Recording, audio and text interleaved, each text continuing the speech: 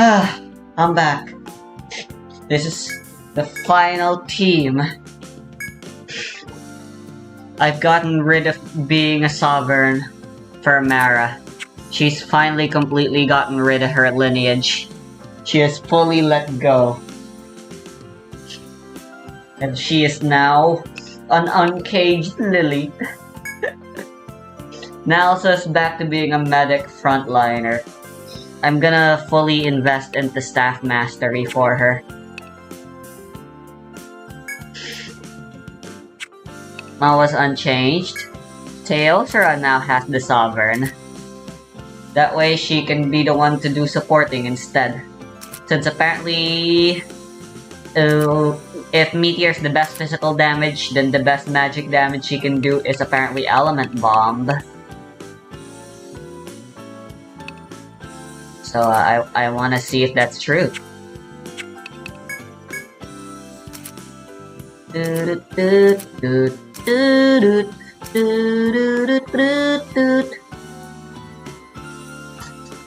when fighting Washua, you can make jokes that seem to reference Kara. Two kids playing in a muddy flower garden refers to Kara and Azriel. The kid sleeping in the soil references how Kara's body is currently buried in soil. And a kid eating pie references how Toriel, Kara's mother, makes pie. And when anything related to dreamers comes up, the narrator gets noticeably silent. Finally, when you look at this bed in the genocide route, Kara describes it as my bed. When you look at it in any other route, however, the narrator describes it as a comfortable bed and says if you lay here, you may never get back up. Kara likely died in this bed. And I think that's all the major points. All the major points that I could find anyways, so without further ado, none of this actually proves that Kara is the narrator, and now I will explain why. First, let's take a quick look at another game that uses second-person narration, Immortal. Don't worry, I won't spoil anything in this video. So in this room, you can look at a photo, and when you do, the narrator is oddly vague about it. It describes the person in the photograph as someone familiar, but for some reason it doesn't actually identify who this person is. This is because the main character, Amori, is actively choosing not to acknowledge who is actually in this photo. Technically, there is no reason why the narrator couldn't just tell us, the player, who's in the photo, but to go along with the character in the narrative, the narrator describes the photo in this way. The narrator isn't an in-universe character purposefully keeping the truth from us, it is simply reflecting what Amori thinks and feels as a character. Now with this in mind, let's look back at all the points that Narrakara theory makes. First of all, the narrator not being all-knowing. This can easily be explained as the narrator reflecting their protagonist is not all-knowing.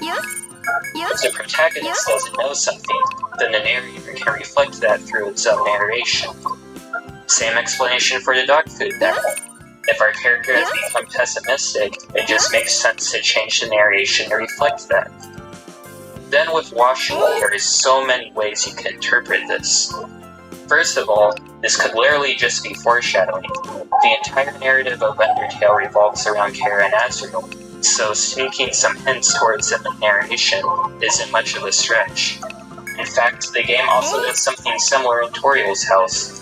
In her house, you can find a single dead flower on a drawer, and when you inspect the drawer, the narrator says there are flower seeds and broken crayons inside. The flower seeds represent Azriel because he became a flower, and the crayons represent Kara because he liked to draw. This doesn't directly disprove anything in the Narrakara theory, but I just wanted to point this out to get the point across that narration that references Kara doesn't automatically prove that Kara is the narrator. The other way you can interpret these jokes of Washua is that Kara, who is present within Frisk, is making these jokes themselves. It makes sense that if Kara made a joke, they may call back the things they themselves experienced. This is important because under this interpretation, the narrator is describing something Kara did in second person, which destroys the whole foundation of this theory, since according to Narrakara theory, the narrator only describes Frisk's actions in second person. Next is the narrator going silent. Once again, this can just be the narration being used to convey what the protagonist is currently feeling. It does not prove that Kara is the narrator. Finally, there is Kara's deathbed. This narration is clearly a callback to how Kara died, but once again, this doesn't actually prove anything in favor of Kara. If we are playing as Kara, who's now making their way through the underground using Frisk as their vessel, then of course the narration is going to reference Kara, because Kara is the true protagonist of Undertale. From the ashes of one theory, I present to you my own, which I will now dub True Protagonist Theory. This theory, well, it's literally everything I presented at the beginning of the video. I believe in all routes, Kara has control over both the save system as well as Frisk. I actually believe this works somewhat similarly to how Frisk is being controlled in Deltarune. We can make Frisk do pretty much anything we want, but they still have enough freedom to do things like let people know their name is Frisk, just like how Frisk tells Azrael their name at the end of the Pacifist Room. So yeah, that's my character. What do I do? Oh yeah, I'm not actually done debunking Kara theory. That was just me going over why the supporting evidence is weak. I still need to go over the counter evidence. So the first piece of counter evidence is something that Andrew himself actually brought up in his video about Deltarune's narration. There are multiple times when narrator can see the thoughts and feelings of characters other than Frisk or Kara. Furthermore, there's even a time when you take a monster candy in the ruins, where narrator straight up tells you what button to push in order to open. This shows the narrator can actually be all-knowing and it's convenient to the narrative. There's also this narration of Snowdrake's mom, and I'm gonna be honest, this just feels like narration being creepy for the sake of being. I really feel this way about most of Undertale's narration. To me, it doesn't feel like a consistent character. It just feels like it's there to make a few jokes and help the player then interpret the world around them. And in a few cases, to provide foreshadowing. But nothing really screams that this is a character itself talking until the first-person narration comes up in the genocide route. Speaking of which, if you thought the points I made about the Woshua jokes were bad for this theory, wait until I show you the absolute mess as the genocide route's narration. As I said, the main foundation of this theory is essentially this mirror, and that it uses second-person narration to describe Frisk and first-person to describe Kara. The idea here is that since Kara is supposedly the narrator, once Kara takes control over Frisk in the genocide route, they now narrate in first person because they have control over Frisk's body. With this logic, all second-person narration should now change to first person like with the mirror, since all narration is Kara. Most of the narration in the genocide route, however, is still second person. Now, maybe Toby was just too lazy to change most of the narration. Although, let's be honest, if Toby really wanted Kara to be the narrator, I'm absolutely certain he would have changed most of the narration to convey this idea. Let's just say he was lazy for the sake of argument, though. Why are there multiple instances of genocide-specific narration that still uses second person? Just earlier, Kara said, "I unlocked the chain." So now, why would they say, "You feel like you're going to have a bad time"? It's inconsistent and the theory does not address this problem whatsoever. Kara does not represent a narrator, Kara represents the player.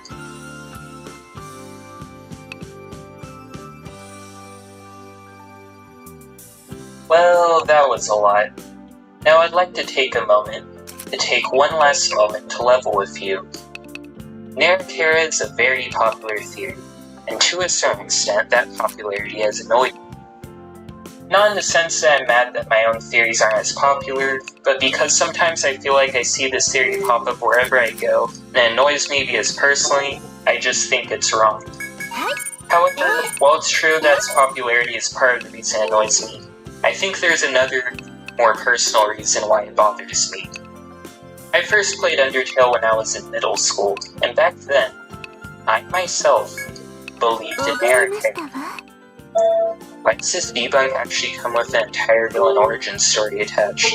Anyways, the reason I wanted to go on this mini tangent is that I wanted to say, I know what it's like to follow or even come up with a theory that you believe is so strong that you don't even want to give genuine thought to what other people have to say.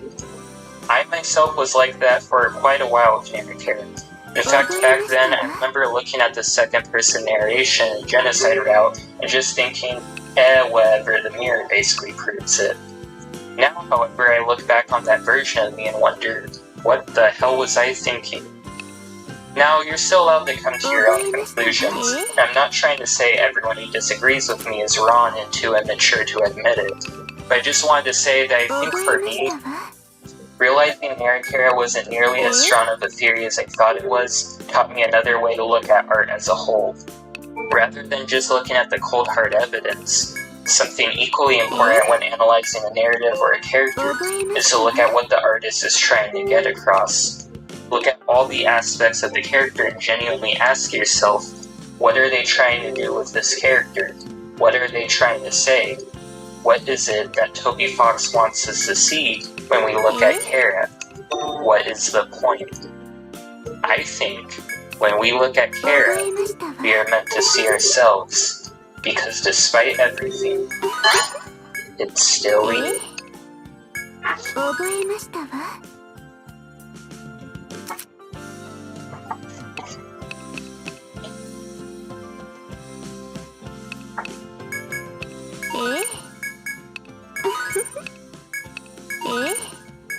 覚えましたわ。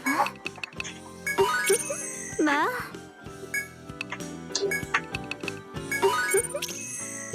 That would have been a really good way to end the video, but something just occurred to me. I basically just criticized the Narikara theory for not addressing the counter-evidence, and even said that I look back on myself with contempt for not thinking about the counter-evidence. But I haven't really thought much about the counter-evidence for my own theory that I just presented in this video, so I figured if I want to make sure I've changed, I should go over it. Those who ignore history are doomed to repeat it and all that. So the main foundation of true protagonist theory is that Kara represents the player, and that Kara actually has some level of control over Frisk in all routes of the game. There are three main pieces of counter-evidence I can think of for this theory that I'd like to go over. First of all is when Frisk tells Azrael their name at the end of the Pacifist route. Now, I already presented the idea that this could be similar to how Chris has some level of freedom when we make choices in Deltarune. However, the problem with this argument is that, as of now, for anyone in the future, we only had 2 chapters of Deltarune when this video was made, by the way, Chris hasn't actually had to introduce himself to anyone. Deltarune is mostly made up of characters who already know Chris personally, which is the main reason they know Chris's name. For all we know, we could actually force Chris to tell someone their name is Sans. Frisk telling Azrael their name can therefore be counter-evidence that Kara does not have full control over Frisk in the Pacifist route.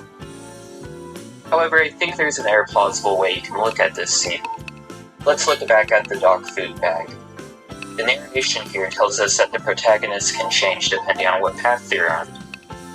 If the Pacifist route is Kara at their most optimistic, then perhaps Kara simply allows Frisk to introduce themselves to Azrael. There are actually multiple things that support this interpretation. First of all is what Flowey says when asking Kara not to reset. He says, "Let Frisk live their life." At the end of the Pacifist route, I think this is exactly what Kara is doing. They are choosing to let them live their life. If Kara chooses to reset, however, Frisk once again lands on Kara's grave, and once again Kara takes control over them. With a little bit of player shenanigans, of course. The other things that suggest Kara actually gives Frisk more freedom in the Pacifist route is, well, the entirety of the Genocide route. In the Genocide route, Kara's presence feels like a complete hostile takeover. This is Kara at their most sadistic, so it makes sense they would have little care for Frisk here. Genocide Kara sees Frisk as nothing more than a means to an end. Now for the second piece of counter-evidence. A large part of my argument is that Kara represents the player. However, there is something Kara says that completely contradicts this. If you do a second Genocide run, Kara says this: HP, attack, defense, gold, EXP, love. Every time a number increases, that feeling, that's me, Kara. But you and I are not the same, are we? This soul resonates with a strange feeling. There is a reason you continue to recreate this world. There is a reason you continue to destroy. You are racked with a perverted sentimentality. Now, something important to remember about the point I'm trying to make is that I'm not saying that Kara is literally the player. Just like how it doesn't make sense for Kara to describe himself in second person in a genocide route, it also wouldn't make sense for Kara to be talking directly to us if they literally are us. My argument is just that Kara represents the player. Think about Chris, for example. You could easily say that Chris represents a video game protagonist, because the main part of the narrative is that someone's taking control over them. Would you say that's the only aspect to their character, though? No, of course not. Chris has their own drives and motives outside of just representing a protagonist. I think the same applies to Kara. They act as a mirror to us, but they're still a different person with their own drives and motives. Now, something else related to this that I also wanted to mention is that while I've mostly been arguing that Kara represents a player, you can actually also make an argument that Kara represents a video game protagonist, like Chris does. At the beginning of every playthrough, we name Kara, just like how in a lot of RPGs you get to name the main protagonist. Kara referring to us as providing guidance can also be seen as a reference of how, as a player, we essentially give guidance to the protagonist of the games we play. To be honest, I actually don't think this interpretation is wrong. In fact, I actually think both interpretations are correct. Try to follow along with me here, this might sound a bit confusing. So I went over why I think Kara represents the player. Them taking control over Frisk mirrors how a player takes control over a protagonist. Them having the ability to save and load also obviously mirrors what we as a player can do. However, us naming them mirrors the protagonist in other games we also get to name. And them saying we provide guidance points to them following us, like how a protagonist follows the player's will. This is going to sound a bit ridiculous to say out loud, but I think Kara actually just represents both. When you look at the dynamic between Kara and Frisk, Kara acts as the player, while Frisk acts as the protagonist. And when you look at Kara and the player, Kara acts as the protagonist, and we act as the player. After thinking about it, I've decided to slightly change my theory from Kara represents the player to Kara represents both player and protagonist. I've determined that the original version of the theory was wrong. No biggie. Now for the third and what I think is the strongest piece of counter-evidence against my theory. In the True Lab, Flowey calls you and seems to talk with Azriel's voice. The narrator describes it as a voice you've never heard before. If the narrator is referring to what Kara thinks and does, then this seems really odd, since surely Kara would recognize Azriel. Well, there are a few ways I can explain this. First of all, it's possible the narration could show not only what Kara thinks and feels, but also what Frisk does. At the end of the pacifist route, the narrator specifically refers to Frisk in second person. However, throughout the genocide route, the narrator refers to Kara in second person. This shows that the second person narration could potentially be referring to either one of them throughout the pacifist and neutral routes. If the narrator just happens to be referring to Frisk here, then it's not as strange, but I admit that isn't a super strong argument. I think I thought of a better argument though. Let's say that the narrator is referring to Frisk in second person. Well, in that case, his narration would still be weird. Just earlier in the True Lab, Frisk listened to recordings made by Azriel. Therefore, Frisk should recognize Azriel's voice. Even though they sound very similar, the tone of Azriel's voice here and the tone here sound different.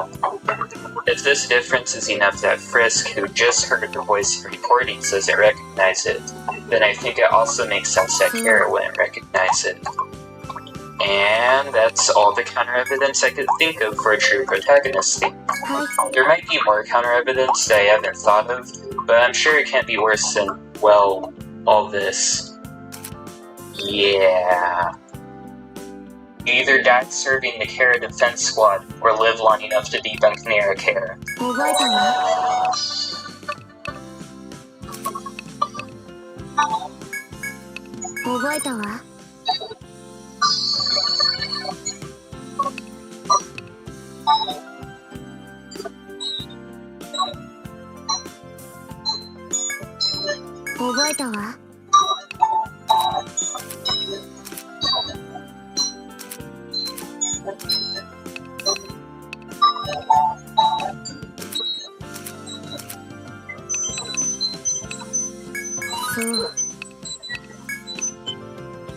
そう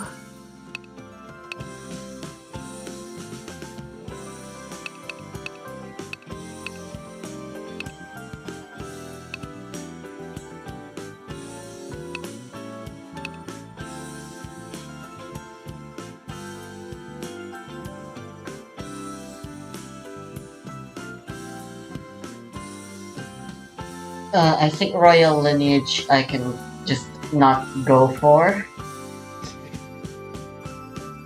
Since it's highly unlikely I'll be making... Although... Why not? 覚えたわ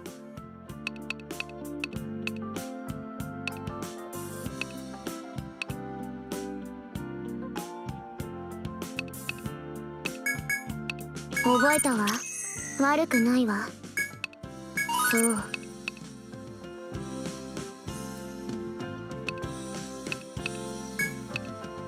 そうはい覚えたわはいそう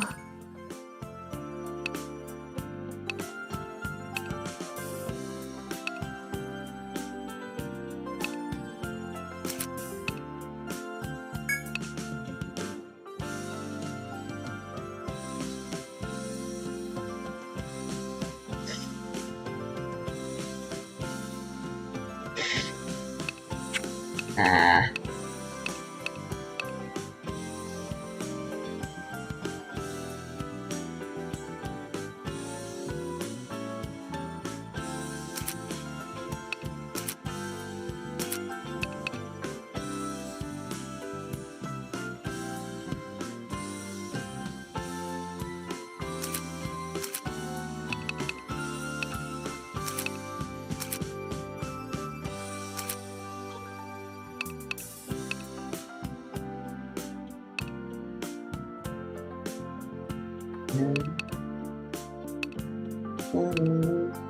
Mm.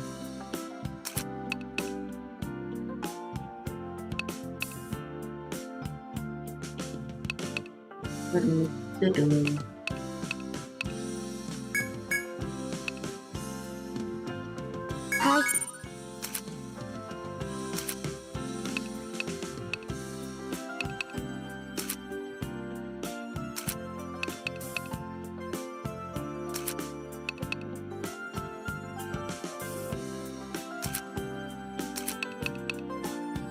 Kinda wish gotten a little bit of bracing walk now.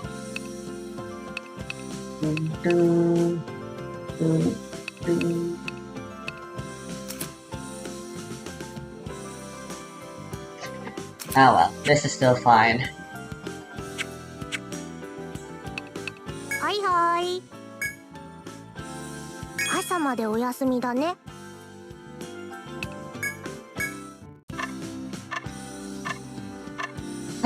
Here we go. どうするの？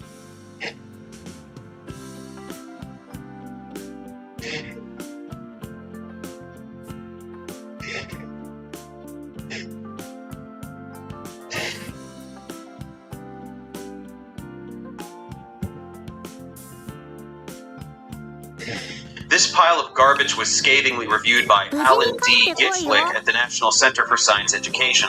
Linked below, this review takes over 50 pages to demolish every ridiculous thing Wells says. To give you a taste, one of the subchapters is called Peppered Moths Don't Rest on Tree Trunks.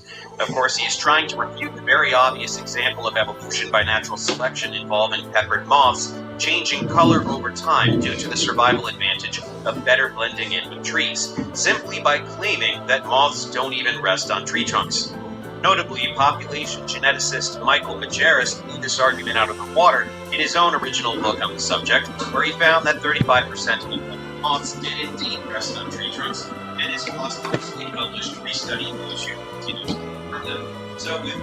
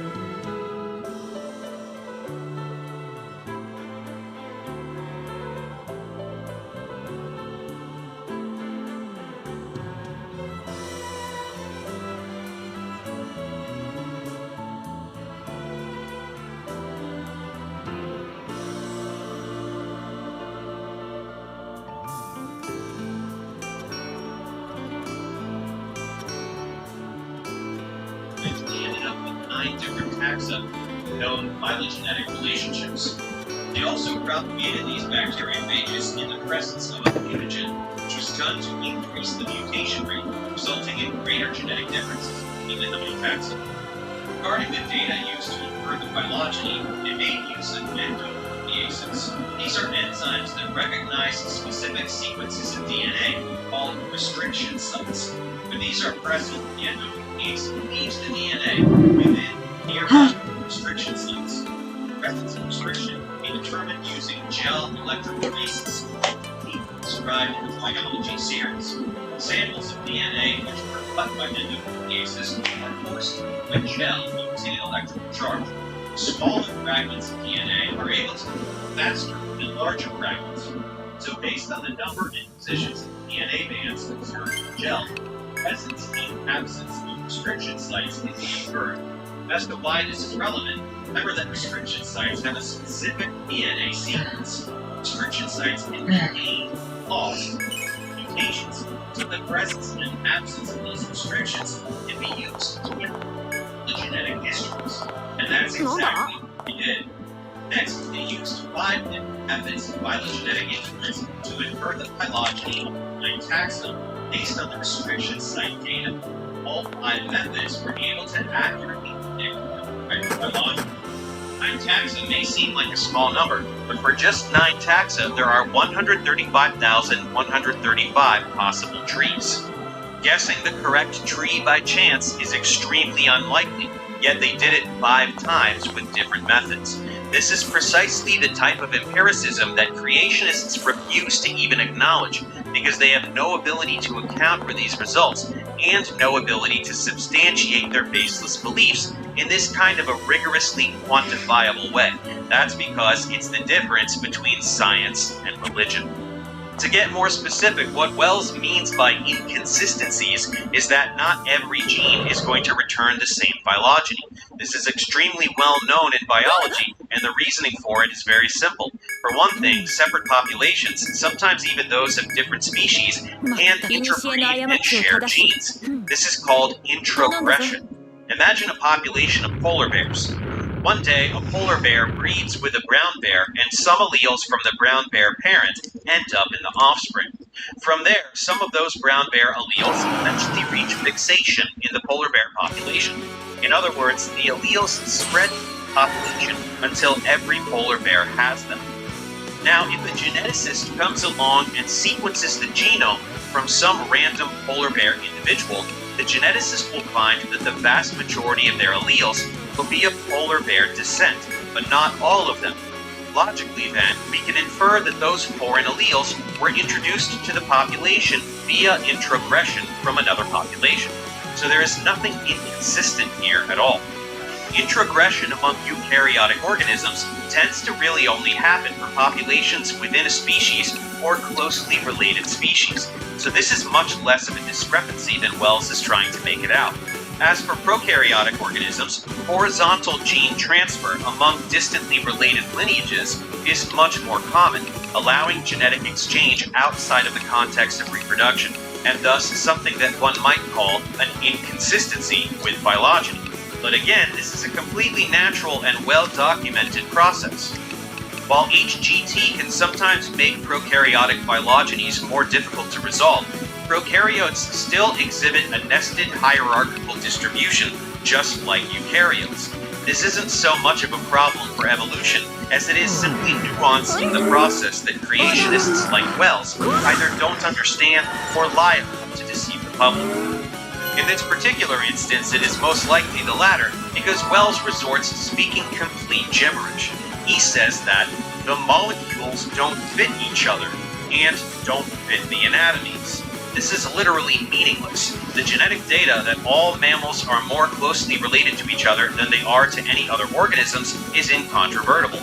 Then the characteristics that unite all mammals, those being mammaries, hair or fur, and 3 inner ear bones, are found only in mammals. So we have anatomy corresponding perfectly with molecules, no matter what molecules he could possibly be talking about, proteins, nucleic acids, or otherwise. Birds are all more closely related to each other genetically than to any other group. and have a unique set of morphological characteristics. So do amphibians. So do sharks. When you compare the anatomy and genes of these organisms, you find that mammals and birds are most closely related, then amphibians, and then sharks. Birds and mammals share more characteristics with each other than either does with amphibians. And then birds, mammals, and amphibians share more characteristics with each other than any of them share with sharks. That is precisely what we expect based on common ancestry. There is nothing anomalous regarding anatomy. There is nothing anomalous regarding molecules. There simply is nothing inconsistent, period. The kinds of inconsistencies he is describing would be something like if organisms that were found to be very closely related phylogenetically had wildly different genomes. Let's say that two species of frogs had so much genetic difference that they had completely and totally unrelated sets of enzymes. Now that would be pretty tough for evolution to explain. How could all of the enzymes operating in a biological system be so profoundly different between two species that must be so closely related anatomically? That's the sort of thing that would give creationism any kind of ammunition, so it's no surprise that it's completely and utterly non-existent anywhere in the biological world, because the tree of life is factually accurate. All the inconsistencies they refer to are either misrepresentations of basic biology or flat-out lies. Something that's happened fairly recently is the discovery of what I call orphan genes. These are stretches of DNA that are found only in one group, not in any other. Well, from the viewpoint of evolutionary theory, this isn't supposed to happen. It's all genes supposedly descended from genes in the past. These are the kinds of statements that allow us to know without a doubt that Wells is just dishonest. Nobody with a PhD in any area of biology would genuinely say something this stupid. Let's make something very clear. Nobody believes that all genes or all proteins share common ancestry. Genetic regions called promoters can be moved from one gene to another region of the genome that has no known function, and then that sequence can become transcribed by RNA polymerase into mRNA, which is then translated into an amino acid sequence. Brand new gene, brand new protein as the result of a single mutation event, something which has been observed countless times. Any undergraduate biology student knows this, and we talked about orphan genes or de novo genes in several of the videos in this series, because it's something that every single DI member chronically ignores. Second, orphan genes exist at all levels of taxonomy. Orphan genes can be found in a single species within a genus, or a single genus within a family, or a single family within an order, and so forth. That's why he says group instead of using actual taxonomic terminology. He's trying to make it sound like these genes are shared by only a particular species, and thus make it seem like they must be the product of a unique act of creation. But what is the logical conclusion of this line of thinking? Is the implication that every single species on Earth is the product of separate ancestry? Not even the other idiots at the DI propose this, like Meyer or Beckman. So why is Wells suggesting it? And yet, the more we study organisms, the more we find found in every organism, there's no genome, which is studies tree of life, because they don't use back ancestry. So nowadays, when biologists try to construct a tree of life, using molecules, they just toss out both the genes, just ignore them. It's a process that's referred to as cherry picking.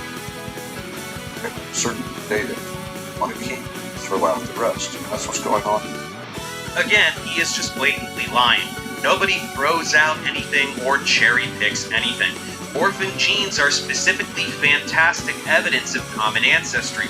Why else would all the individuals in a species share an orphan gene unless they share a common ancestor?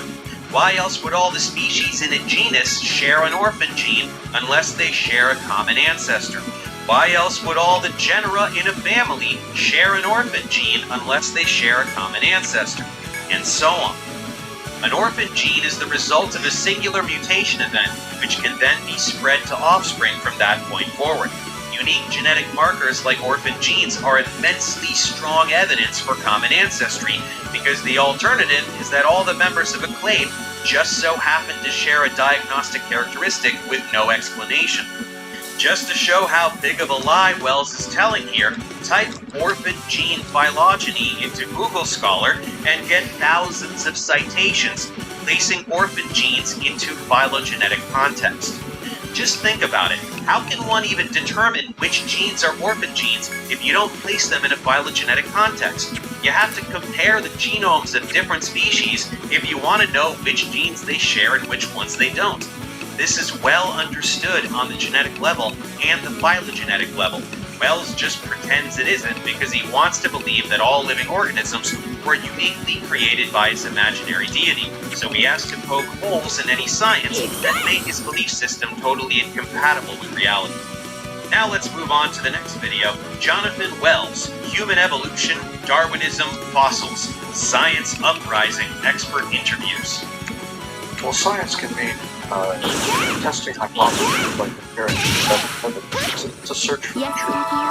That's the science I like. There's another kind of science that has become popular. That's finding materialistic explanations for everything. That's materialistic science, not empirical science. For empirical science, the evidence matters the most. For materialistic science, the story matters the most. So Wells kicks this one off by regurgitating the same dumb script that every DI member spews, the product of countless roundtable sessions with the sole purpose of generating propaganda that will manipulate people into denying science. There is empirical science, and there is materialist science, you guys. Totally different. This is the most laughably idiotic narrative in their arsenal. They want the viewer to believe that scientists have an ideological agenda to disprove the existence of supernatural things, and that somehow they are doing science that is not empirical, as though finding rigorous physical explanations for things can be done any way other than empirically. Empiricism refers to knowledge that is gained through sense experience, seeing, hearing, tasting, smelling, or touching. Most of science is empirical. After all, how can science test a hypothesis concerning some phenomenon that can't be experienced with any of our senses? Examining geological strata, collecting fossils, determining their morphologies, their ages, sequencing genomes, and comparing their alignments. These are empirical processes. How is evolutionary biology anything but empirical? Wells would be totally unable to answer that question. He just relies on his viewers not knowing what evolutionary biologists do or knowing what empiricism is. That's how he can scare them into equating science with evil materialism. In reality, there are plenty of religious scientists who don't subscribe to materialism, believe in souls and deities, and simply accept that there is no scientific basis for such beliefs, since they are not based on science. The DI are not such people. They're frauds who deny science to serve a religious agenda. Empirical science is specifically what makes a materialistic worldview possible. Empirical science is what allowed us to figure out that the sun is the center of the solar system, that pathogens cause disease, and how life on Earth developed. Anyone who tries to put those two terms at odds with one another is clueless. Darwin wrote his Origin of Species in 1859 and called it One Long Argument. And it was basically an argument against creation by design and in favor of a materialistic picture of evolution. Unguided natural processes explain everything. So that's the story. Darwin didn't have the evidence for that. Basically just had the argument. And ever since then, the evidence has been plugged into that story to serve as illustrations when in fact the story comes first. More of the same bullshit. Wells needs to pretend that evolutionary biology is fundamentally at odds with spirituality. In actuality, evolution is not an argument for materialism. Evolution is a description of the various processes that give rise to biodiversity. One is free to believe that a God exists, who is involved in that process, and many pro-science Christians around the world do. Elucidating the mechanisms behind natural phenomena is just how science works. Wells just has to pretend that science he doesn't like is somehow not real science. According to Darwin's theory, A living thing is born from its parents, resembling the parents pretty much as human children resemble their parents. So if, in fact, the story of evolution is true, we'd expect to see an innumerable number of transitional fossils linking the old forms with the new. And we don't see that. We don't see that anywhere in the fossil record. Another one of their favorite lies. There are countless transitional fossils. We covered many of them earlier in the series when debunking Casey Luskin, Stephen Meyer, and Gunter Beckley. Creationists can whine about a lack of transitional fossils all they want, but the evidence from the fossil record is immaculately aligned with the predictions of evolutionary biology. This alignment only gets stronger every year. That's why Wells just lies and moves on, hoping that viewers will just believe him and never check for themselves. So the amount of healing Nalsa can do is the exact same as Chosra. I give it about as much. I just feel like the biggest idiot in the world right now. Acquired, a tabloid at the newsstand. Some people, experts, think that if I were to see a Neanderthal on a bus, I wouldn't be able to tell it from a modern human being. Others think it was more like the caveman in the drawings that we see in National Geographic. The truth is, we don't know. It's all very imaginative. Again, this is a lie. Our reconstructions are based on firm science. But much more importantly, who cares what a drawing looks like? If I want, I still have the old save file. I can probably go back to that. Sapiens isn't based on some artist's renderings. It's based on genomic data from all three species. The fact that birds nest within Dinosauria is based on the morphological characters that birds and non-avian dinosaurs share in common, like a fourth trochanter, open acetabulum, and mesotarsal ankle joint. The fact that early whales like Pakicetus and Ambulocetus form a link between even-hoofed mammals and modern whales is based on their astragalus ankle bone that is diagnostic of even-hoofed mammals and an involucrum that is diagnostic of whales. The fact that Eusthenopteron, Pandorictes, Tiktaalik, and Ichthyostega are related to all living tetrapods is based on them having a humerus, radius, and ulna, just like all living tetrapods. Wells is indistinguishable from a preacher when he does nothing but spew arguments from incredulity that ignore literally the entire body of science. It makes you wonder, what good is that PhD if all he does is preach? Probably the most famous ape-to-human fossil has been nicknamed Lucy. Stood, I don't know, maybe 3 or 4 feet tall. As I understand it, the entire skeleton was not found. Still some controversy over whether Lucy walked on her feet or was knuckle dragging. But the main point for me as a biologist is I've seen no evidence whatsoever that a creature like that could transform into a human being. Chimps are chimps, gorillas are gorillas. There's no evidence for their transformation into anything like this. Another tactic straight from the creationist playbook. Lie about Lucy. First, by calling it an ape-to-human specimen, he demonstrates that he doesn't even understand that humans are apes, so he just sounds like a complete moron. But the rest is just the typical script. Lie about the specimen and pretend it was one of a kind. We talked about this at great length in the Luskin debunk, and specifically about how we know for a fact that the Australopithecus afarensis specimen was facultatively bipedal. Her pelvis, knees, feet, and foramen magnum are conclusively indicative of bipedality over knuckle walking. And again, paleoanthropologists have hundreds of specimens of not just other afarensis individuals, but other species of Australopithecus. We know the genus as a whole was bipedal. There is nothing controversial here. Any anthropologist would laugh right in Wells's dumb face.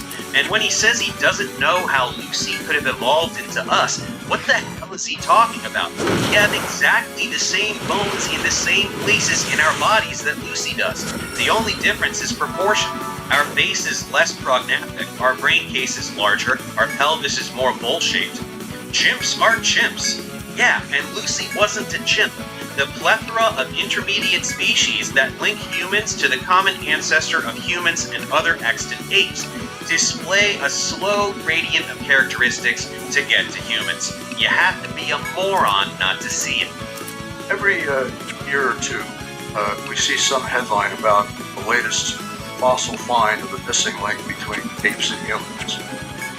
And the track record is not good for these things. They sort of fall by the wayside soon after the height is over. Most recently, a bunch of bones were found in a cave in South Africa, and height as our ancestors. Most experts now don't believe that, but the height was there. And we'll get height again next year for some other fossil find. It's all just a story in of evidence. Yes, John, the entire field of anthropology is hype. It's not just science you never learned and lie about. First, yes, it's dumb that popular media would portray any fossil as a missing link, since this doesn't really mean anything. It's not a scientific term. And yes, the popular media loves to sensationalize finds because that's how they make their money. If you want to actually learn about science, you should read the primary literature, which doesn't sensationalize the data. But to get more specific, Wells is referring to the Homo naledi finds in South Africa that do have an odd mix of primitive and derived traits. While they aren't considered our direct ancestors, this doesn't say anything about Homo erectus, which has been considered to be ancestral to Homo sapiens for decades. Why didn't Wells say anything about Homo erectus, or any of the other hominid species we know so much about and are definitely ancestral to our species? Just pretend it's all based on a few bones in a cave and brush off an entire field of science. That's creationism for you. Not too long ago, a fossil was found that was thought to predate Lucy. And the expectation was that it would look sort of chimpanzee-like. Well, it turned out not to look chimpanzee-like at all.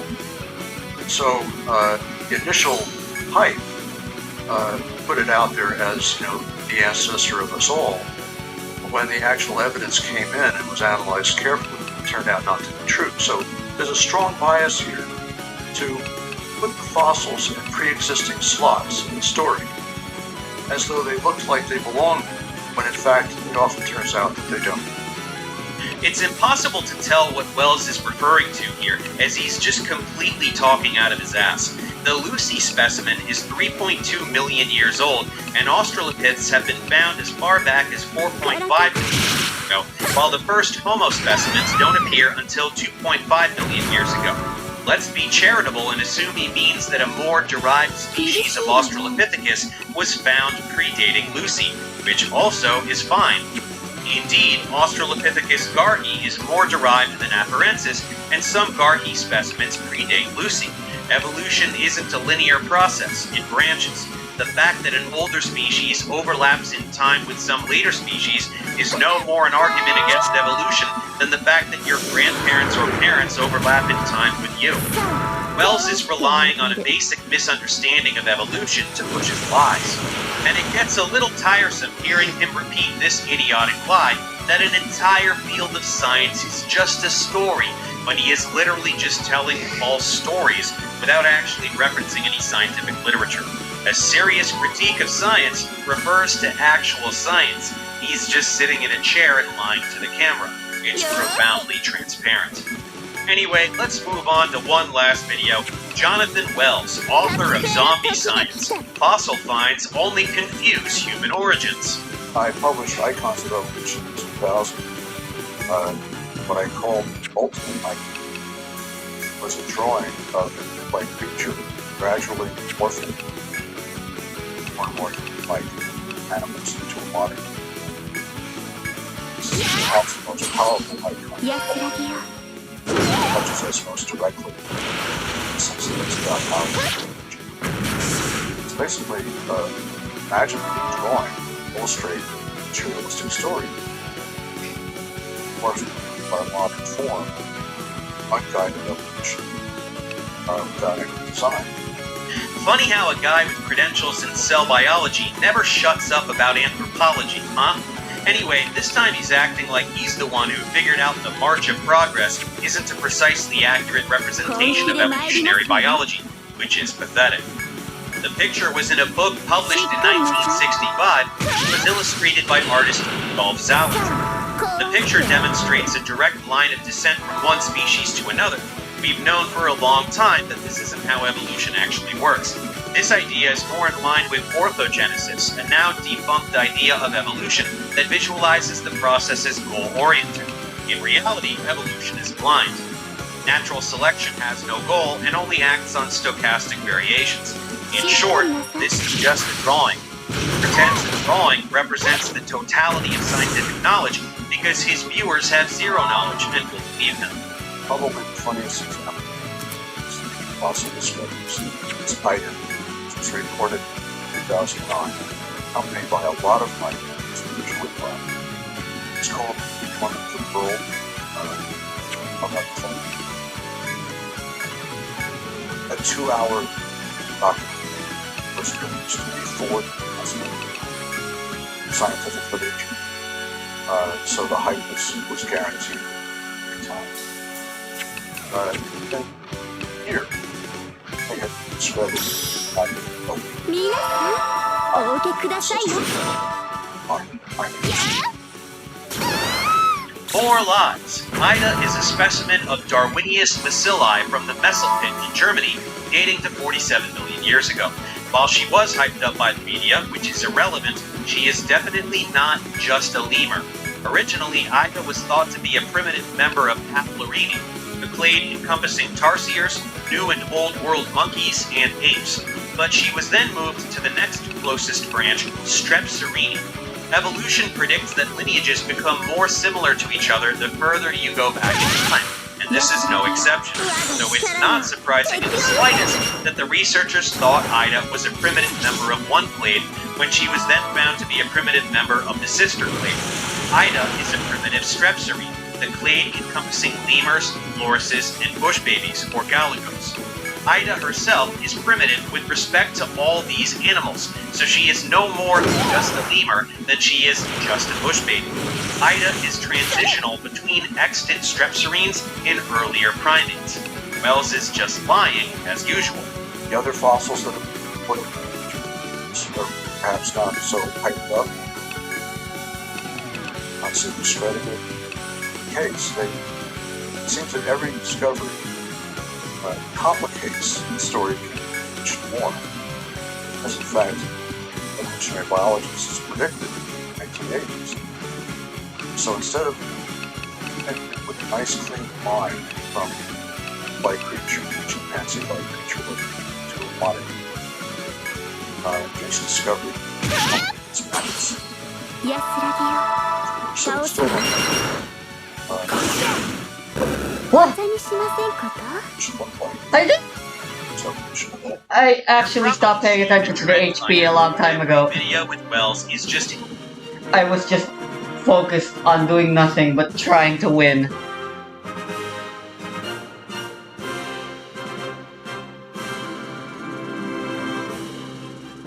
Holy fuck, I did it.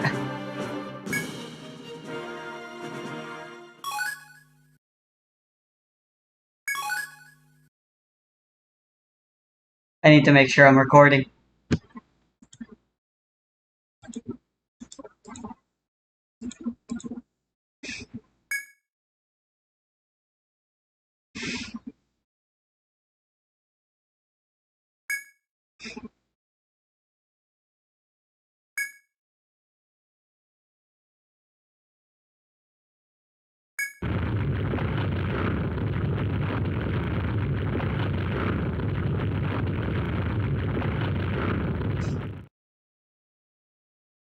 He's gone 冒険者の力か for good, except he might be the post-game boss as well. Which is very frustrating to think about.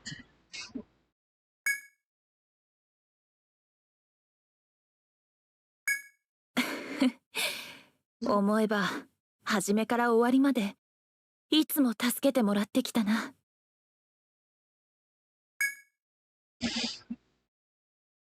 Nice! We got a hug from the princess! ありがとう。感謝しているよ。 It was ランジラが世 probably 界と non-romantic group 私を hug. 救ってくれたのだから。 But still, fuck yeah! Mara's probably swooning.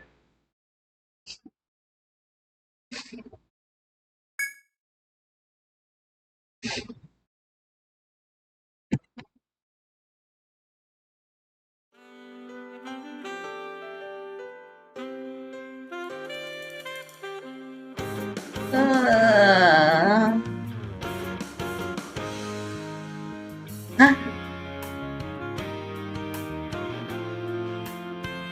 Huh? Yuri, Sorry, I came to wake you up, but when I saw you all sleeping, I guess I fell asleep too. So, everyone's been called over to HQ. Maybe you should visit a couple of places on your way there. Hey there, Yuri. We've got something to tell you. We discovered an explored area. I misvoiced them. Fuck.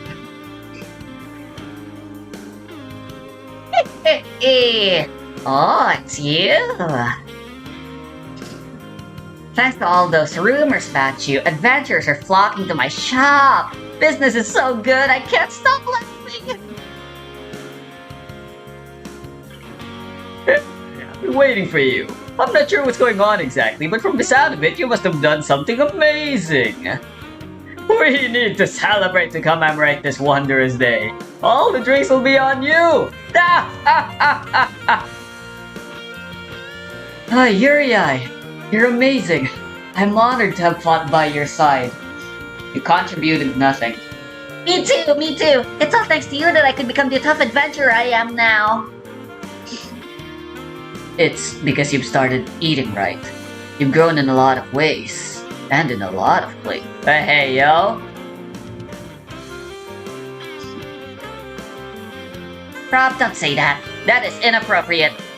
I am not fat. That's not what I... Never mind. You really did it. I knew you had it in you, Yuri. Yeah, me too. Now it's safe to explore again. Implying... what? It's never safe to... Yuri Guild. Princess Persephone is waiting for you at HQ. I hear she has prepared a reward for everyone. Please make your way there as soon as you can.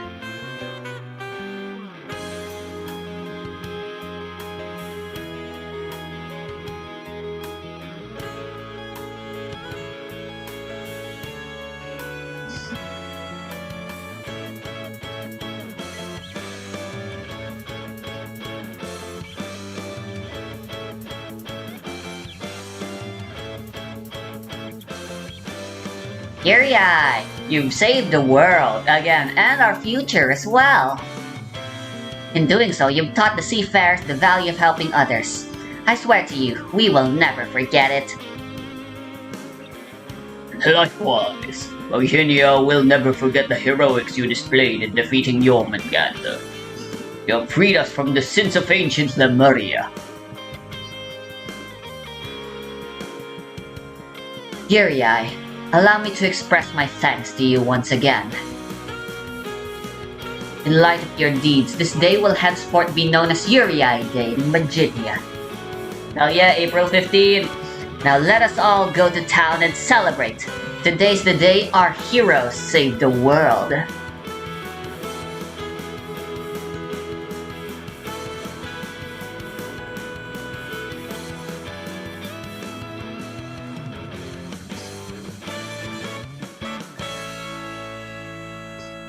Technically, all that's left is the post-game dungeon, which I hope will be ludicrously, absurdly difficult.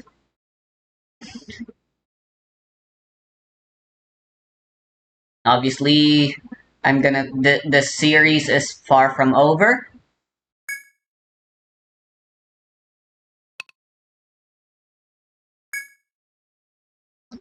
However, as is tradition, and because I might not feel like going through with it when I finally beat the game for realsies, I may as well give out my review here, as well as the future of the series.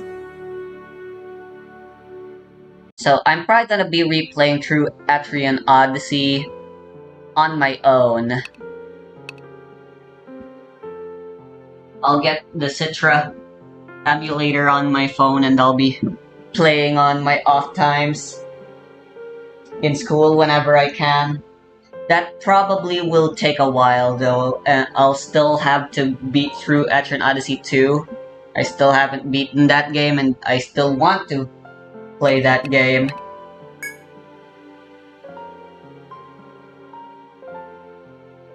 Through at least until the credits. Not sure if I'm gonna bother with the post game, because 2 is pretty much my least favorite, and right now it still is. Once 2 is finished, I'll be replaying through Nexus at last on my mobile, on school, and all that good stuff. It'll probably be a while before I decide to play through 4 and 5. I finally decide to play through 4 and 5. I'll play through 5 first and end it off with 4. That's the plan, although that might change. And again, the series is far from over, as I'm still going to have to finish up all the business I left unattended. So, with that being said, let's give my thoughts.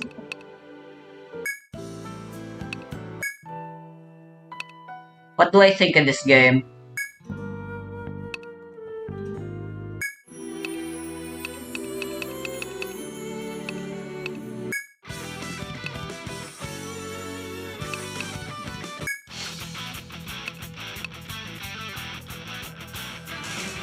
Right, so at first with how large the scale of this game seemingly was, so it had a lot of potential in my eyes, and I thought this was going to just straight up replace Etrian Odyssey 3 for me as my favorite in the series. But after going through it, however, not fully and not even properly, I was literally in-game critic mode the entire playthrough, as I like to call, where I was just trying to speedrun through the game so I could see everything, quote-unquote everything, and give out a review as quickly as possible. Cuphead critic moment. But, from what I thought, at least, again, this could still change throughout this playthrough, but 3 is still my favorite. Like I said, scale-wise, presentation-wise, like the music and graphics are obviously a great upgrade compared to the DS era.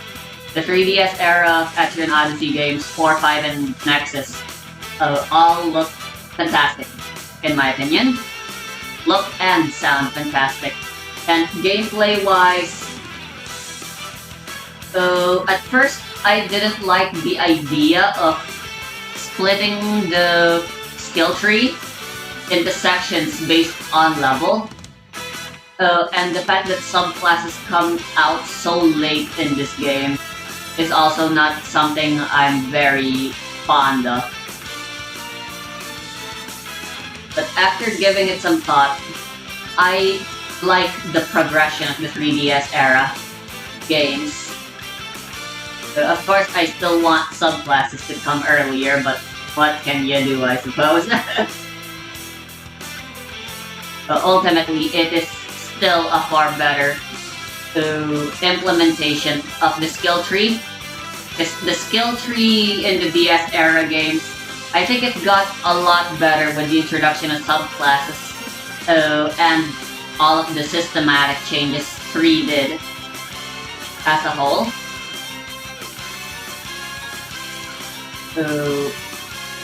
But it was still very janky. The subclasses system allowed you to make a lot of very powerful, overpowered combinations that would allow you to breeze through the game the moment you unlock that feature, pretty much.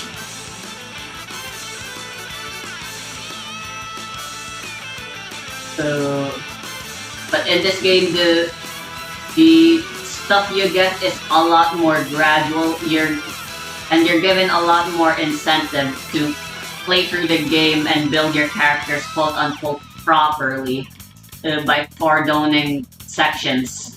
It also technically allows your builds, it also technically allows things to be more digestible. The fact that things are cordoned to levels over time means you're not overwhelmed. Of course, they aren't locked. You can still see the future skills you can get. It's just, since it's gonna take a while for you to get them, you don't need to feel obliged to look at them and plan that far ahead. So it lends itself to a more casual, friendly experience that way. I know I personally was overwhelmed playing the original DS game, seeing the skill tree and being all like, oh my god, there's all sorts of prerequisites and they're all super hard to tell what you can get and how you can get them and stuff. And oh my god, why the fuck is the ninja class from Etrian Odyssey 3 such a weeaboo fucking class? The HD remaster does fix that. The skill tree looks a lot more digestible in that game, but it's still very overwhelming, the fact that you can just literally see everything you can get.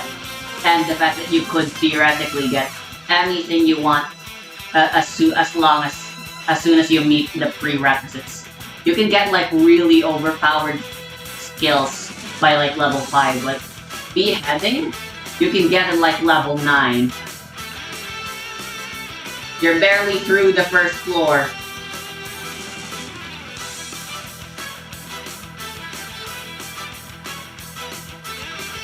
You're barely through the first dungeon. And then you already have access to that. Or maybe I'm misconstruing the mod that overhauls the progression. But beheading is still something you can get relatively easily in the base as well. The weapon system, at first, I didn't like it. At first I didn't like the way they did the forging. I still prefer the Etrian Odyssey 3's forging system. But I understand what they wanted to do. They wanted to encourage you to use your skills more rather than just spamming normal attacks. That does technically feel more strategic and feels a lot better. It makes the game more difficult. And it makes elemental attacks more special than physical attacks. Lends a bit more personality and difference between the classes and stuff.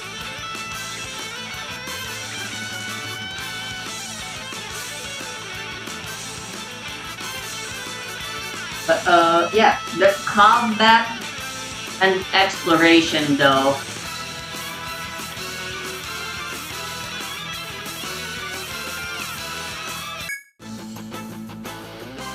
are really weak in my opinion. Enemies literally start off having way more HP than you right away. And I don't like that. The difficulty curve is, to be frank, blatantly unfair. Unlike the first 3 games, where it still felt like there was a semblance of unfairness. There was a semblance of fairness, but you could immediately tell that this was a very hard RPG that required you to pay attention and think things through. In this game, though, it really did feel like they were trying to do pay to win with the DLC. Although, without the DLC, I definitely would have spent a lot longer in the game, but I don't think you lose out on much if you don't get the DLC. Of course, getting it is still just way too nice to not have. And the DLC does in fact, in my opinion, detract from the experience. Get the DLC, but try your best at self-control and don't use it too much.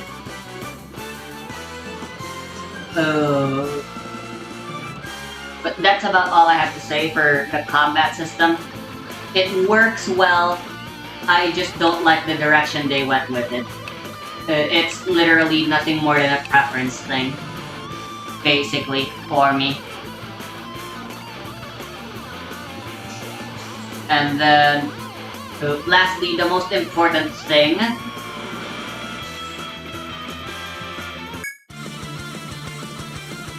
the most fun Etrian Odyssey is a dungeon crawler with a unique gimmick of you being able to draw your own map. 3 is the game I've played so far that takes the best advantage of that fact, both to enhance the dungeon crawling experience and present it with unique and novel challenges you won't see in any other dungeon crawler, in lieu of them not having this draw your own map mechanic. The previous 2 games used it pretty much as nothing more than a convenience, pretty much. In fact, in the original DS, there's no auto map, meaning you had to draw everything yourself, unlike most standard dungeon crawlers that has an auto map feature that maps anything, the walls around you and the floor below you. So the drawing your own map thing pretty much detracts more than it did enhance. It wasn't until 3 where it finally shifted to enhancing. The first dungeon, which is a tutorial, teaches you about how to best utilize your map, and that taking notes is vital in order for you to advance properly. This is then enhanced in the second dungeon,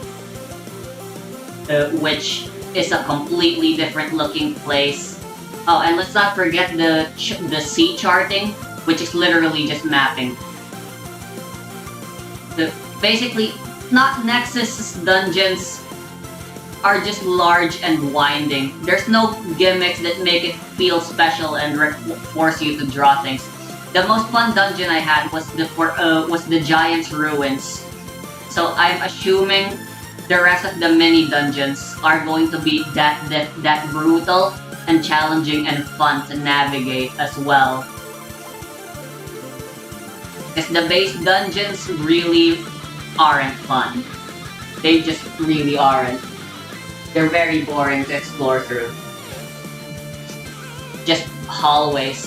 Again, it is fun that there are like special events you can come across and they give you XP if you choose to partake in them, and although they're very formulaic, that's the thing. That's what Etrian Odyssey feels in the end. A very, very long and formulaic dungeon crawler.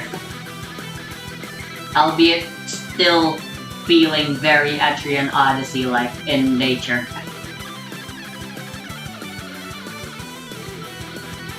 Yeah, it's very big, but as a result, it uses a lot of reused content from previous games, no less.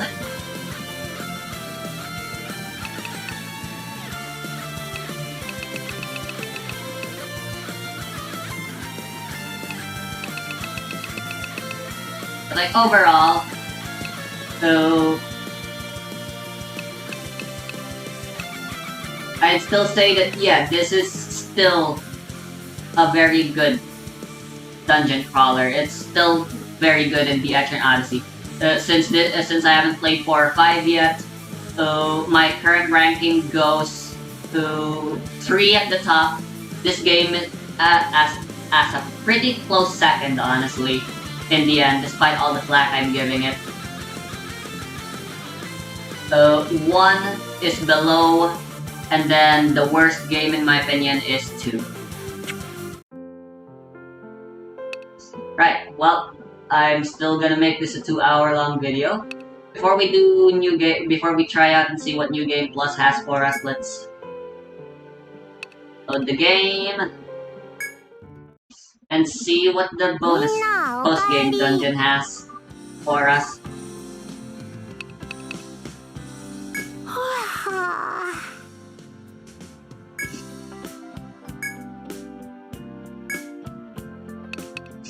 Nah, fam, there's no rest for us.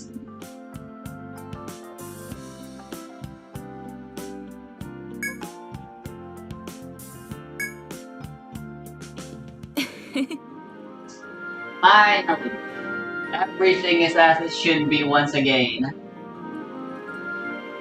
At least things does return back to normal. Comparing to another dungeon crawler series that I like, which is Mary Skelter, around the end game, things change, and a few of the major characters, which also happen to run some of the major facilities that you visit frequently, like the shop, disappear and are replaced by generic characters. And since those characters often end up being like the twist villains, and there's no post game, typically there's no post game in Mary Skelter, you're stuck with those guys for end game. Which just kinda sucks, not gonna lie. But hey, we finally got Persephone back here. And Mueller should be back at the Adventurers Guild too. And everything is finally as it should be again.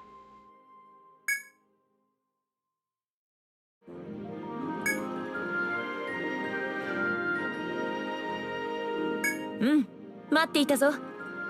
I wonder if the amount of money and XP we get from the DLC quests are increased once again.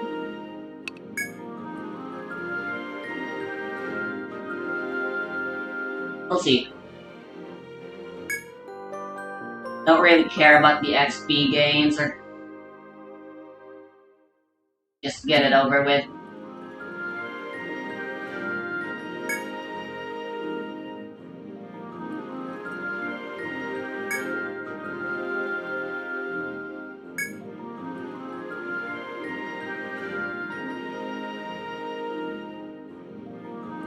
Oh my god, the disembodied lady voice plot point was never resolved. We're definitely gonna see her in the post game. She's relegated to post game. God damn it. I don't like that. A relevant and important part of the plot. Oh, and I guess I should talk about the plot. But I kinda forgot about that. Honestly, I kinda think this game has the weakest plot. Etrian Odyssey 1 has its lore going for it. I still haven't gone through 2 all that much, but so far I'm enjoying the characters there at least, even though I don't like pretty much everything else about 2. And 3 just has the most personality and world building and stuff. Oh, I should talk about the quest design, because the quest design, like I said, formulaic. The quests in this game are also very formulaic. They're all just fetch quests. There aren't even any kill quests. Although I guess technically all fetch quests are also kill quests, and all kill quests are also fetch quests. Give or take, unless your mission requires you to collect material specifically from gathering spots.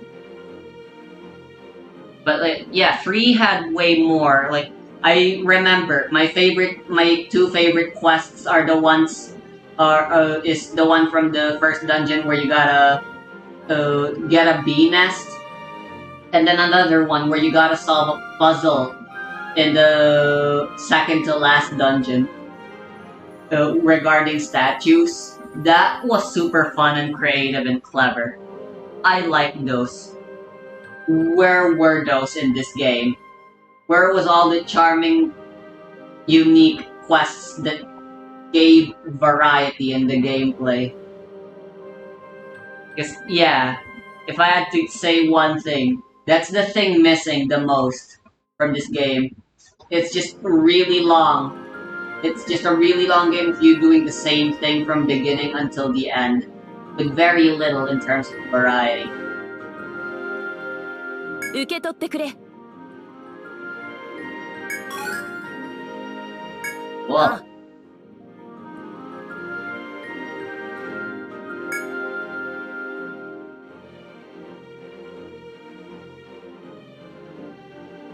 It's passable, but in the end, ultimately not that great.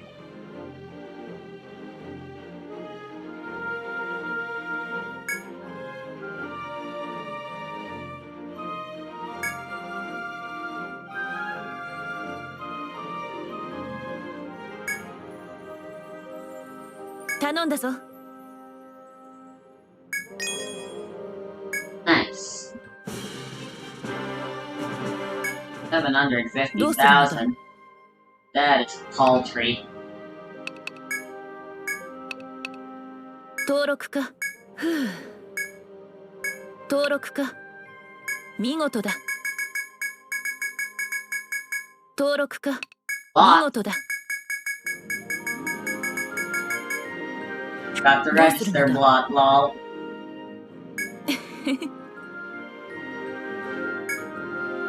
頼んだ All ぞ she。has to say, alright. Is it Oliver? この時が来た。 Ah, there she is.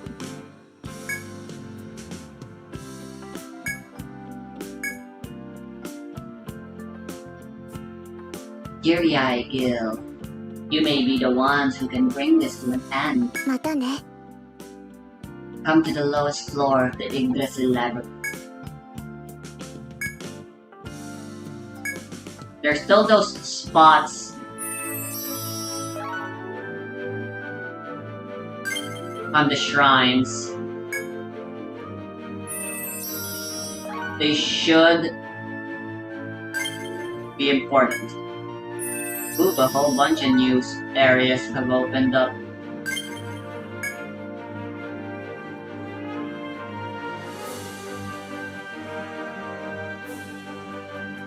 Go visit the sub areas first.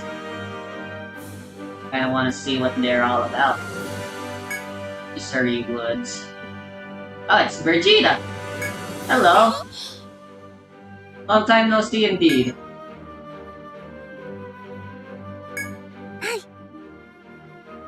Great.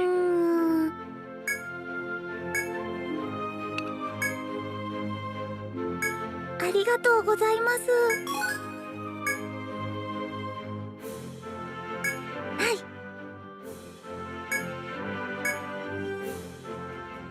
Oh no. 到着です。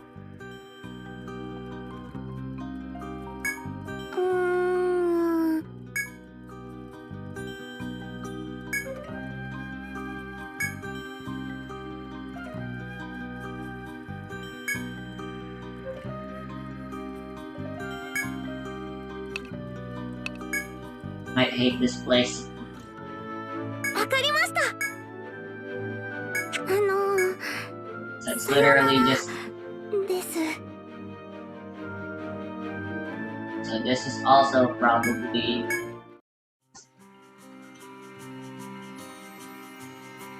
Yeah. Oh, but it starts off cold. That's unique. That's something, I suppose.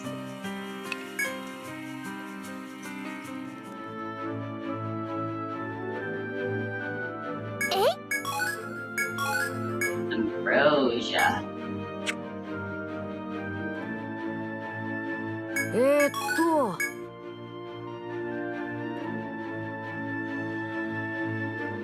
探しましょう。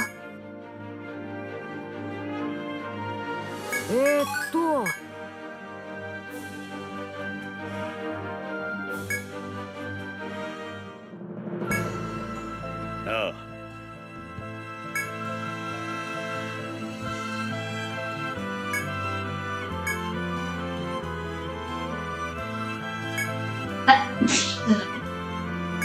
Why would you say something so ominous?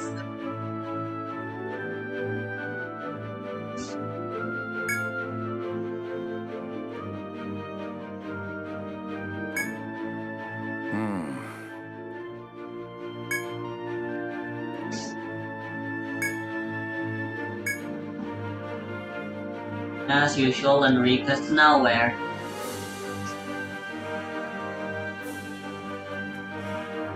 Now that there's no treasure that grants prosperity here, they're setting sail.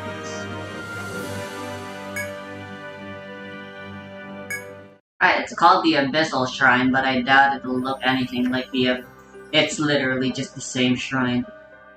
But hey, at least the song's different.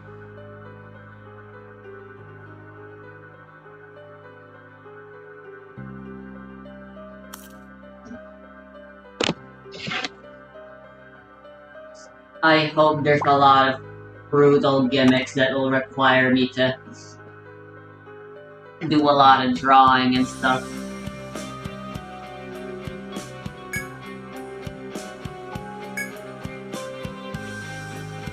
Again though, you're pretty much going to be level 99 by the time you get here, so I'm really wondering just what exactly is lying in wait for us here.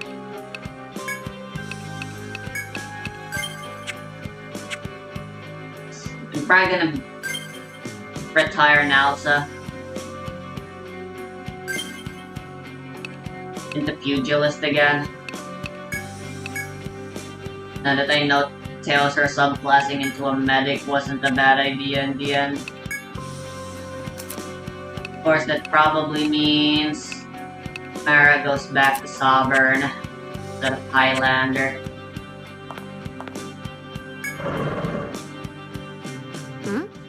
So, there you are.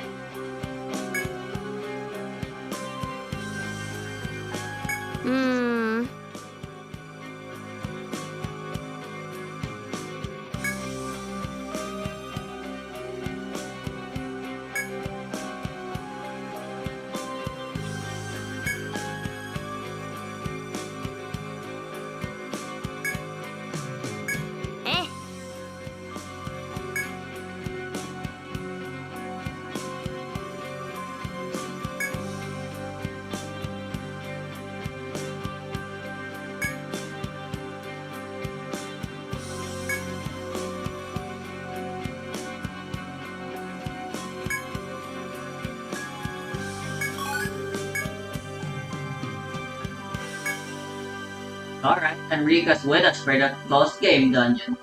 That is interesting.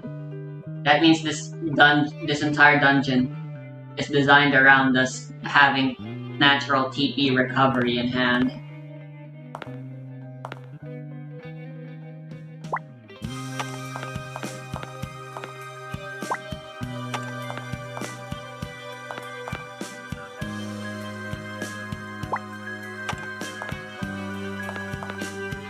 Which, yeah, they definitely expect us to have a lot of TP, longevity for this final dungeon. Start off with a lot of choices. I like that. Now, I'll refrain from using that for now. I'm apparently not fully healed, which is good. Oh, hot damn! Good! Oh, I forgot to check if I had an Ariadne thread. Yes, I have two.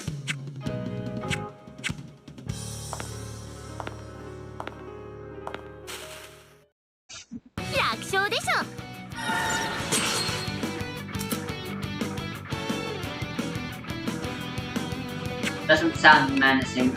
It just sounds provocative, I'd say. But yeah, our adventure's still not over. We're still going, baby. It isn't some sort of super deep, dark, evil finale, just a continuation. Again, this is the only other bit of original content we have for this game.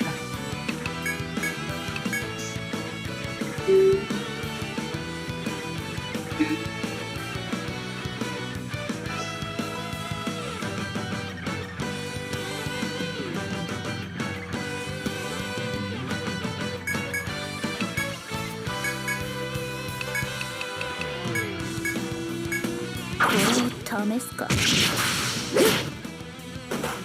痛いですよ。 Ouch. へへ、楽勝。や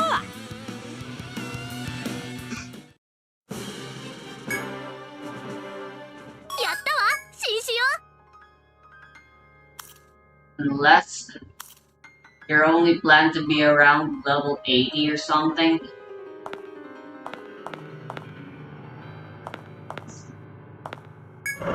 By the time you reach postgame, I have no idea how you could beat Blot at anywhere below 90.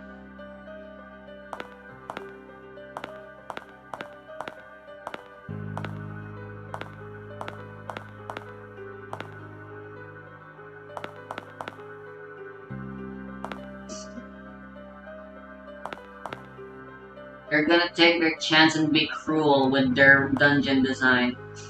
Now's the time in the post-game dungeon. Rather than be freaking boring.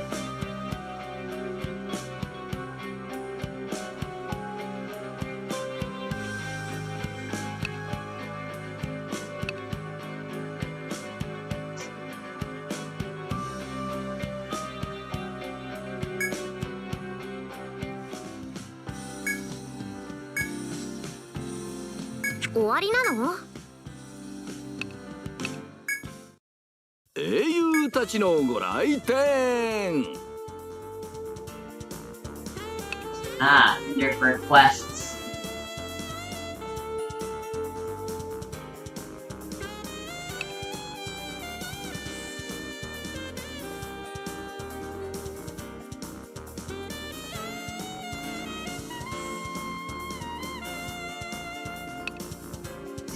I'm guessing some really bullshit bosses are in line for us here.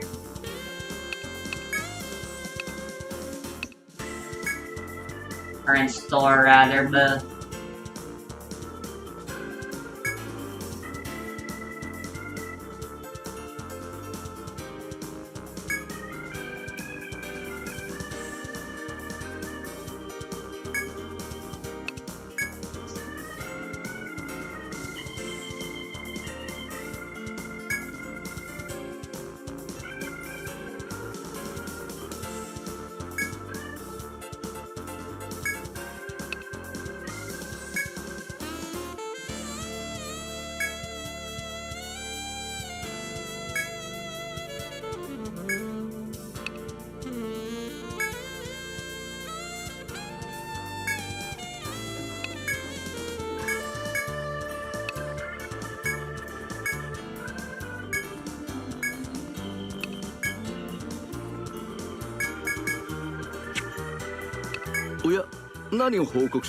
though I've never collected my rewards here.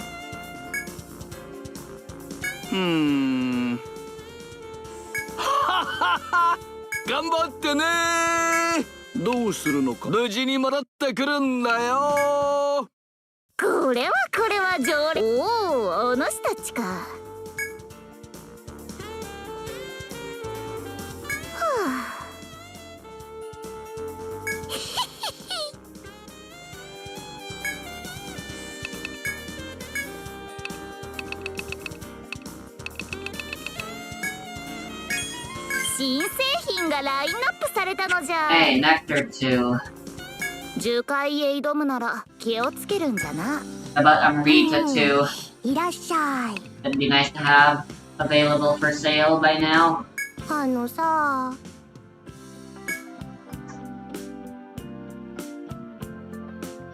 まあね。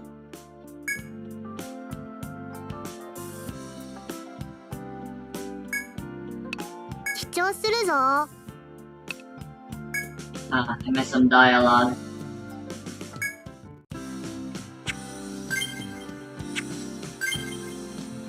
I wanna go see what New Game Plus looks like.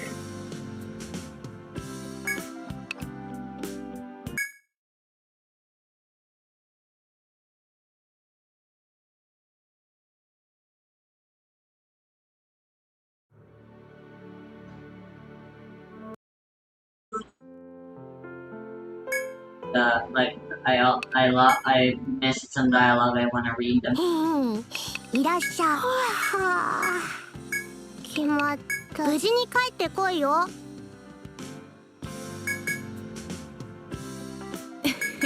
うん、待っていたぞ。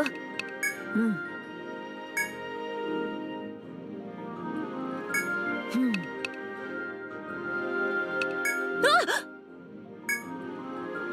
あっ。行こうか。うん。受け取ってくれ。ああ。頼んだぞ。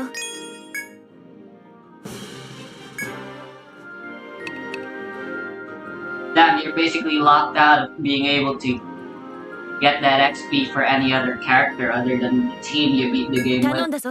That kinda sucks. ついにこの時が来た。またね。Ah, no, I didn't miss any dialogue.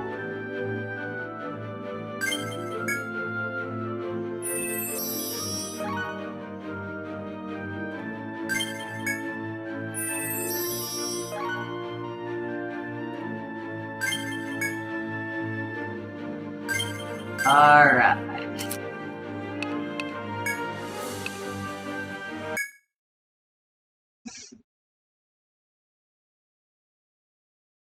I'm gonna be rebuilding my characters real quick. Not sure if I'll be recording that. We'll see.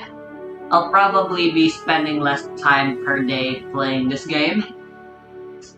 I'll go humor the game story wants me to play. I was planning on playing a little bit of Minecraft after I finished up with that Tree Odyssey and stuff, but I don't know. I'll start with that Plants vs. Zombies idea.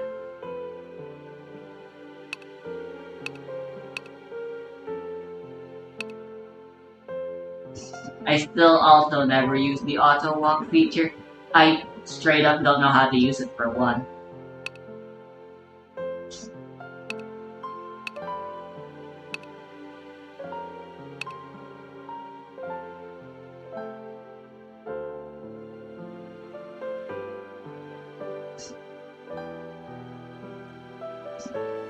And so new game gets permanently locked in New Game Plus. So if you just want a fresh start, you can just turn everything off.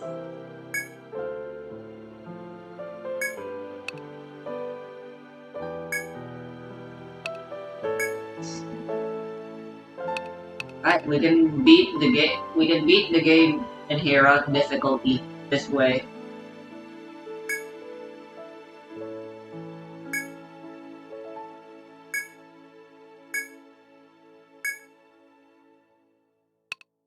Ah, no, you can't carry over anything.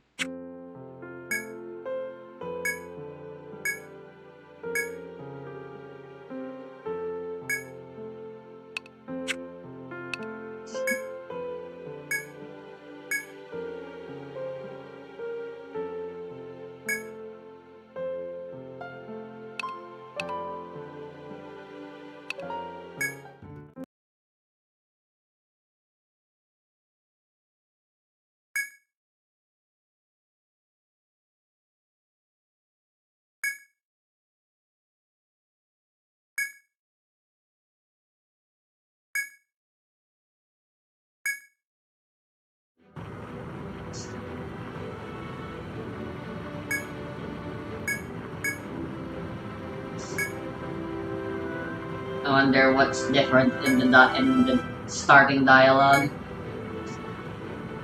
Which is usually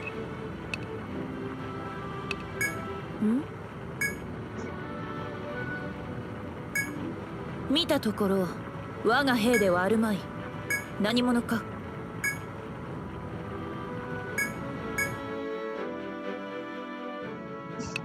they'll just Yuri.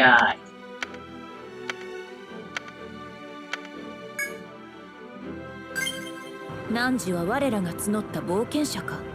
遥か東の果てにあり、四季を彩る南海に位置し、名君と名高い辺境派。汝がどこから来たものにせよ、我らが向かう絶海の孤島レムリアは、周辺の海域は常にここまでの道のりだが、目的地はそろそろ雲を抜けるぞ。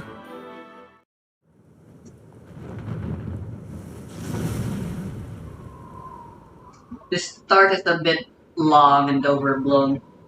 I'll admit it did get me feeling super excited.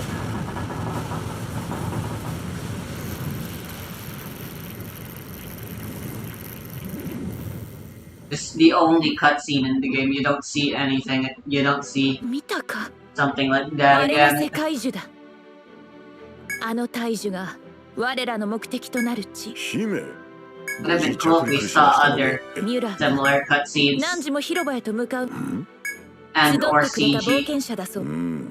私は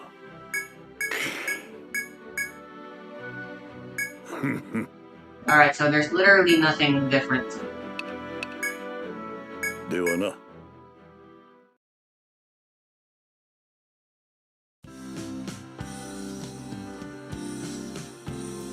エトリア、世界全互いに目指すは汝ら。私は司令部は冒険者たちよ。己が誇りを胸に秘め。いつでも来い。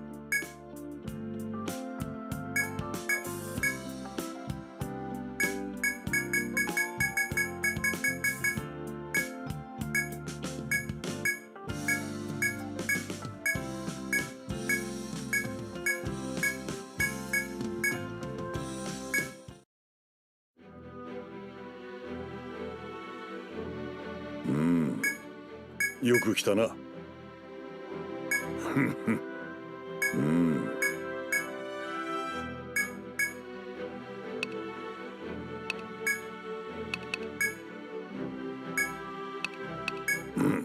どうするのだ。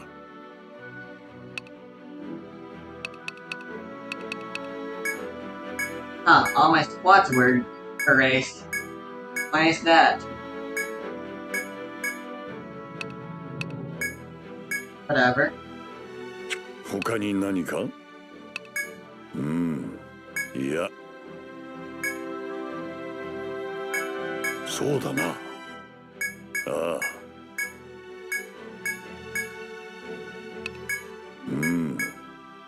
おお。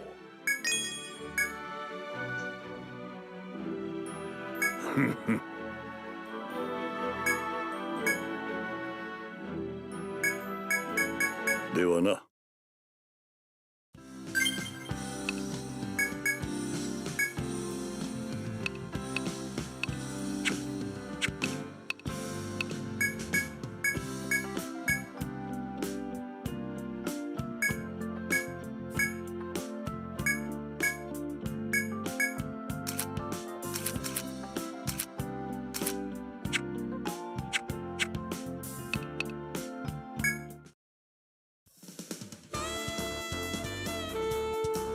なんじゃ見ない顔じゃな。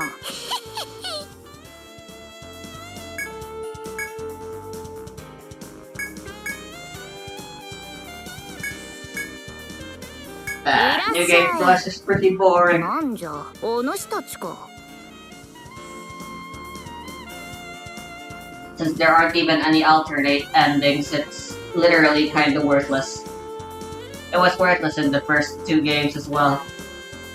3, you had an actual reason to do New Game Plus. Although I guess there is that one thing in the beginning, although I don't know. Whatever, I'm not intending to save my progress here or do anything.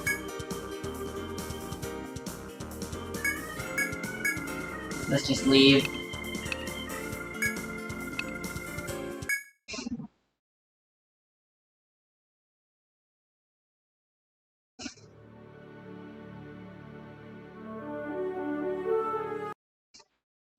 Right. I'll be right back.